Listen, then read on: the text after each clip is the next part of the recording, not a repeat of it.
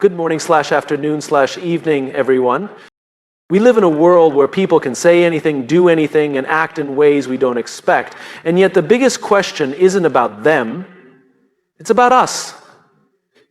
What does this mean about me? How do we remain calm when someone disrespects us? How do we stay unshaken when life throws difficult people in our path? The answer isn't to change them, it's to change ourselves. The first step to never getting angry or bothered by anyone is understanding that no one has control over your emotions unless you hand it to them. Imagine your mind as a house. Would you leave your front door wide open for just anyone to walk in and make a mess? Of course not. So why do we let people's words and actions invade our peace? The truth is, most people's negativity has nothing to do with you. It's about them, their stress, their insecurities, their struggles. And yet, we make it personal. We take offense. But here's a secret. When you stop taking things personally, you stop giving others power over you. Now let's talk about control. We often think, if only this person would change, I'd be at peace. But real strength comes from realizing that you don't need them to change. You just need to master your response. Instead of reacting with anger, try this. Pause. Breathe. Ask yourself, is this worth my peace? 9 times out of 10, it's not. But this isn't just about avoiding anger. It's about choosing something better. When someone frustrates you, don't just resist the anger. Replace it with understanding, with humor, with indifference, with empathy. And remember this, inner peace is not about avoiding difficult people. It's about becoming so unshakable that no one, no matter how toxic, can pull you into their storm. So today I leave you with this challenge. The next time someone tries to get under your skin, don't react, observe. Smile, walk away. Keep your power. Because in the end, the strongest person in the room isn't the one who wins the argument. It's the one who no longer needs to argue at all. Why do we get angry? Why do we let people bother us? Most of us spend our lives reacting to others without stopping to ask the most important question. Why does this affect me? We focus on what people said, what they did, what went wrong. But if we truly want to be unshakable, we have to start with why. Imagine this, someone cuts you off in traffic, instantly frustration bubbles up. Your heart rate rises, you mutter something under your breath or maybe even honk your horn. But why? Did that person's action really take something from you? Or did your expectation that people should always drive carefully and respectfully cause the frustration? The real source of our anger and irritation is not the external event itself, but the meaning we attach to it. We get upset when someone is rude to us because we expect respect. We feel hurt when someone ignores us because we expect acknowledgement. We get annoyed when things don't go as planned because we expect control.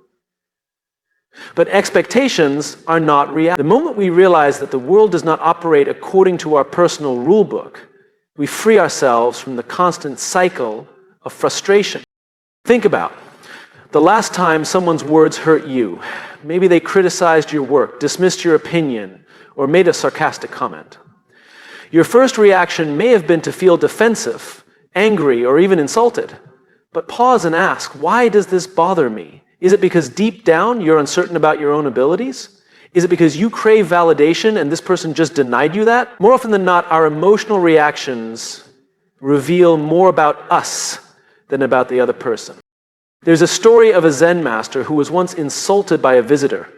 Instead of reacting, the master simply smiled and asked, if someone offers you a gift and you do not accept it, to whom does the gift belong?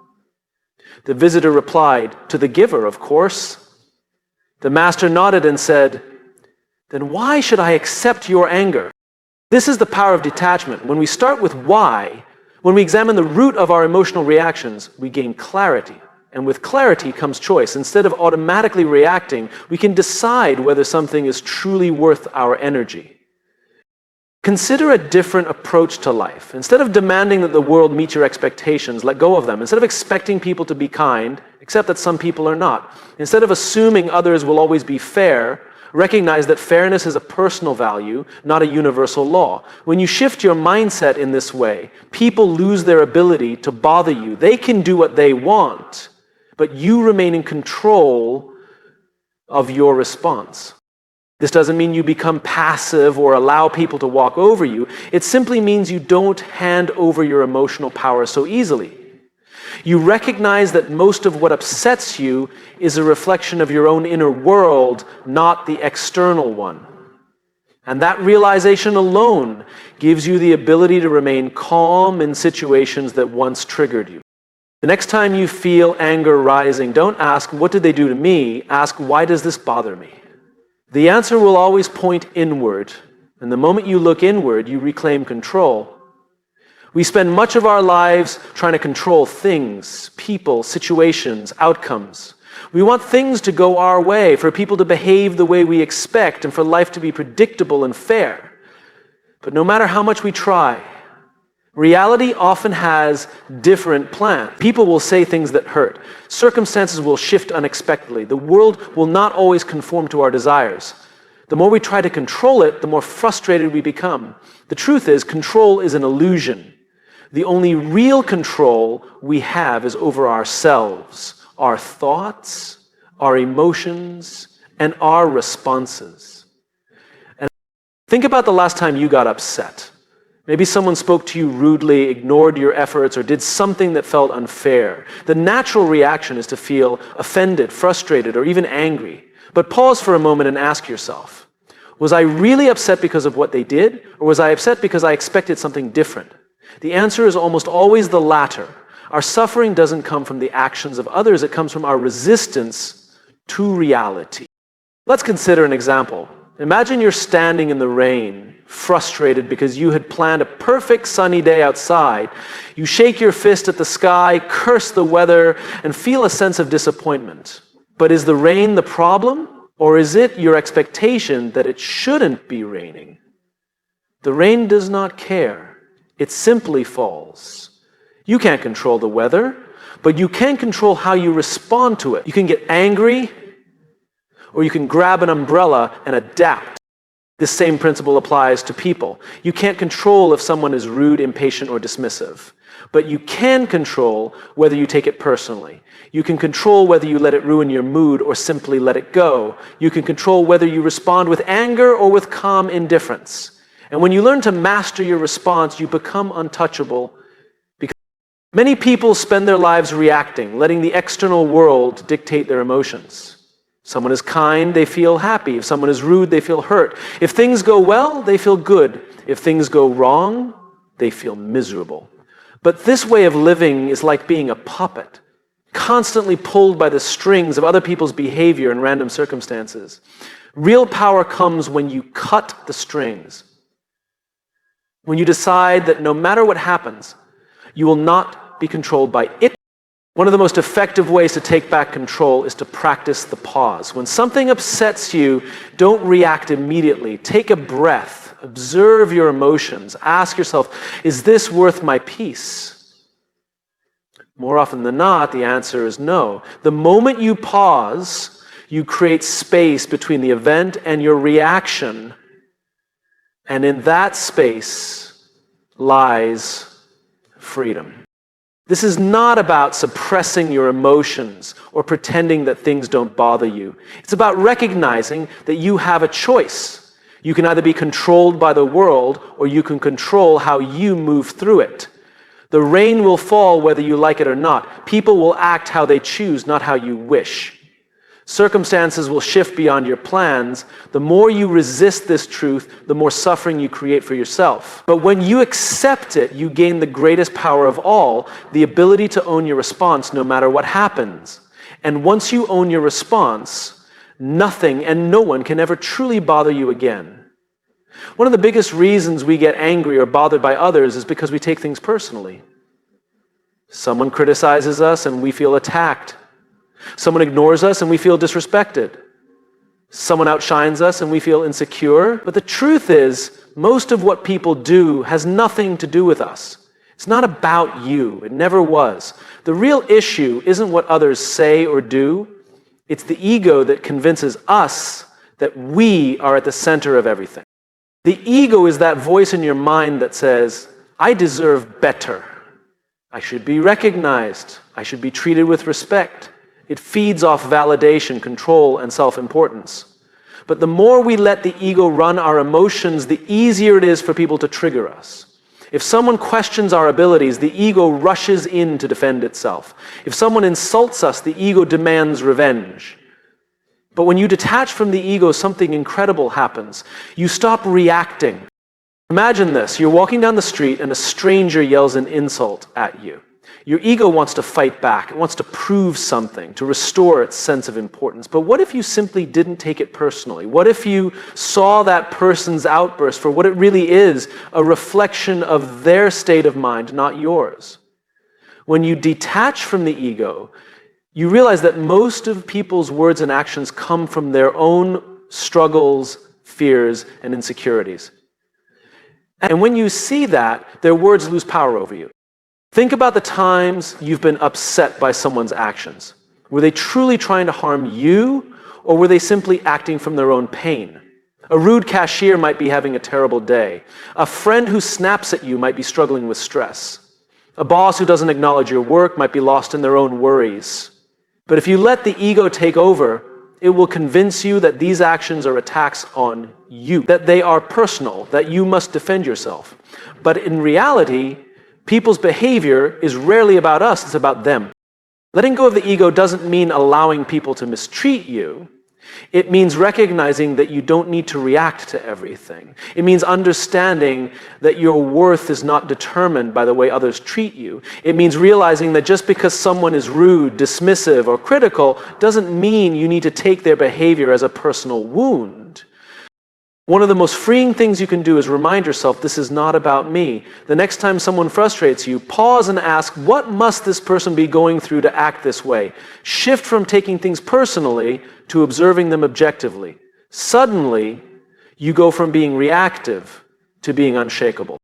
There is an old saying, you cannot be insulted if you do not take offense.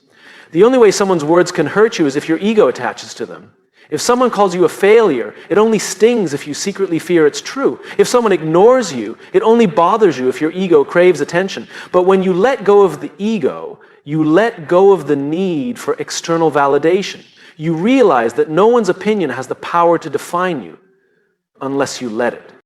True peace comes when you no longer feel the need to prove, defend, or react. When you detach from the ego, you stop giving others control over your emotions. You stop making their actions about you, and when nothing is personal, nothing can truly bother you. Most people see annoyance as a problem. Something to avoid, something that ruins their mood, something that shouldn't happen. But what if annoyance wasn't an obstacle? What if it was an opportunity? A chance to grow, to strengthen your mind, to become more unshakable. The key to never getting angry or bothered by anyone isn't to avoid difficult people or frustrating situations. It's to reframe them as challenges that make you mentally stronger. Think about the things that annoy you the most. Maybe it's a coworker who constantly interrupts, a driver who cuts you off, or a family member who never listens. Your instinctive reaction might be frustration, irritation, or even anger. But stop and ask yourself, what if this is a test of patience, emotional control, and inner peace? And athletes don't complain when their workouts are hard. They embrace the challenge because it makes them stronger. In the same way, mentally strong people don't get annoyed easily because they see frustrating situations as training. Every time someone irritates you, you have a choice. You can react emotionally, allowing the situation to control you, or you can pause, breathe, and choose to see it differently. Every moment of annoyance is a chance to practice control, just like a difficult workout is a chance to build muscle. Imagine you're standing in line at a coffee shop and the person in front of you is being ridiculously slow. You feel your impatience growing. But instead of giving into frustration, you can ask yourself, can I sit with this feeling without reacting? Can I use this as a chance to build patience? The moment you start seeing these situations as challenges rather than problems, everything shifts. Instead of being a victim of your emotions, you become the master of them. This mindset shift isn't just about avoiding annoyance. It's about transforming it into something useful. Instead of saying, why does this person have to be so frustrating? Ask, what can I learn from this? Maybe the challenge is to stay calm under pressure. Maybe it's to practice not taking things personally. Maybe it's an opportunity to develop empathy, realizing that people act out of their own struggles rather than trying to upset you. One of the most powerful skills you can develop is the ability to laugh at things that used to annoy you. Humor is a secret weapon against frustration. If someone is being difficult, instead of getting upset, smile to yourself and think, oh, another challenge. Let's see how unshakable I can be today. Suddenly, what would have been an irritating experience becomes a game, one where winning means keeping your peace no matter what happens. Some of the most successful and peaceful people in the world don't avoid challenges. They seek them out. They understand that growth comes from discomfort, and emotional strength is built through exposure to difficult situations. The key isn't to wish for a world without annoying people. It's to become the kind of person who remains calm no matter what. The next time you feel irritation rising, remember, this is a challenge, not a problem, not a setback, but a chance to strengthen your emotional control. Treat it like a mental workout, an opportunity to prove to yourself that you are in charge of your emotions, not the world around you. And when you start thinking this way, you'll find that fewer and fewer things have the power to bother you at all. When someone disrespects you, ignores you, or acts in a way that feels unfair, the natural instinct is to react with anger. Anger makes us feel powerful, like we are standing up for ourselves. But in reality, anger rarely solves anything. It only fuels conflict, drains our energy, and gives others control over our emotions. The real power lies in choosing empathy over anger. Empathy is not weakness. It does not mean excusing bad behavior or letting people walk over you. It means recognizing that most of the time, when people act out, it has nothing to do with you and everything to do with them. Their stress, their insecurities, their struggles. When you understand this, it becomes much harder to take things personally. Imagine someone cuts you off in traffic. Your first reaction might be frustration. How dare they? Don't they see me? But what if you paused and considered another possibility? Maybe they just got terrible news. Maybe they are rushing to a loved one in the hospital. Maybe they're completely lost in their own worries. The reality is, you don't know. But what you do know is that responding with anger won't change the situation. It will only disturb your own peace. Choosing empathy doesn't mean tolerating harmful behavior. It means shifting your perspective so you are not controlled by negativity. If a coworker is rude, instead of immediately getting defensive, ask yourself, what might be going on in their life? Are they dealing with pressure at home? Are they overwhelmed with work? A moment of understanding can instantly change your reaction. You no longer see them as an enemy, but as a person struggling in their own way. One of the most powerful ways to stay unbothered by people is to remind yourself that everyone is fighting battles you can't see. The angry stranger, the impatient boss, the distant friend, each of them has their own burdens. That doesn't mean their behavior is justified, but it does mean it's not about you. When you realize this, you free yourself from the cycle of resentment and frustration. There is an old saying, hurt people hurt people. Those who lash out, criticize, or act unkindly are often projecting their own inner pain. When you react with anger, you are simply feeding into their negativity. But when you respond with calmness, or better yet, with kindness, you break the cycle. You don't let their emotions dictate yours. You remain in control. Think about the last time you were short-tempered with someone. Were you really angry at them, or were you just stressed, tired, or frustrated about something else? Most of us have had moments where we've acted in ways we later regret, not because we are bad people, but because we were struggling. If you can recognize this in yourself, you can recognize it in others. And when you do, you realize that choosing empathy over anger isn't just about helping them. It's about protecting your own peace. Empathy doesn't always mean engaging. Sometimes the best response is to step back and not let someone else's negativity affect you. You don't have to fix them. You don't have to take their pain on as your own, but you can choose not to add to it. And in doing so, you protect your energy, your happiness, and your ability to stay calm in any situation. The next time someone does something that would normally make you angry, pause. Instead of reacting, ask yourself, what might be going on with them? Even if you never know the answer, the simple act of asking shifts your mindset. And when you see people with more understanding, you'll find that fewer and fewer things have the power to bother you at all. Many people think of peace as something they will eventually achieve, some future state where nothing bothers them, where life is perfectly calm, and where they are finally free from stress. But this way of thinking sets them up for disappointment. Peace is not a final destination. It's not something you arrive at one day and never lose. It's a daily practice, a choice you make over and over again, moment by moment. Think about physical fitness. You don't go to the gym once and expect to stay in shape forever. You have to keep training, keep exercising, and keep strengthening your body. The same applies to your mind. Just because you remain calm in one situation doesn't mean you will automatically stay calm in the next. Peace is like a muscle.